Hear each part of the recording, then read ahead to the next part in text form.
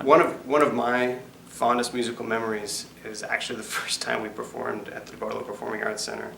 Our career was sort of on the up and up, and we were a hair's breadth away from making this a full-time job for ourselves.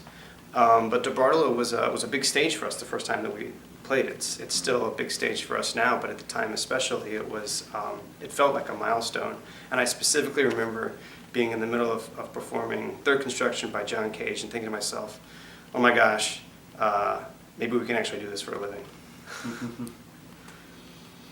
A couple of years ago, Coast Percussion did a week-long residency in Juneau, Alaska. It was part of the Juneau Jazz and Classics series up there. And one of the things that we did as part of that was we organized a performance of a piece by John Luther Adams called Inuksawit. This is a piece that we also were very fortunate to do a couple of years ago through the DeBartolo Performing Arts Center in Central Park and Buter Park in Mishawaka, right? Yeah, which was an amazing experience of its own. But the piece was written by this composer John Luther Adams, who lived for many years in Alaska and the landscape of Alaska. I think it was very influential on his music and his aesthetic.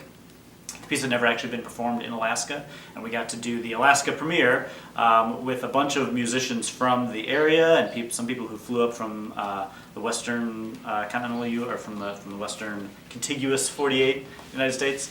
Some folks who flew up from the Pacific Northwest to join us in that performance, but to be performing this piece outdoors. It was an amazing day. It's a beautiful landscape with mountains in the background, and it's something that felt like a piece of music had come home in a way. And it's great that we've been able to. That's a piece we've organized a number of performances of and participated in a bunch of other performances.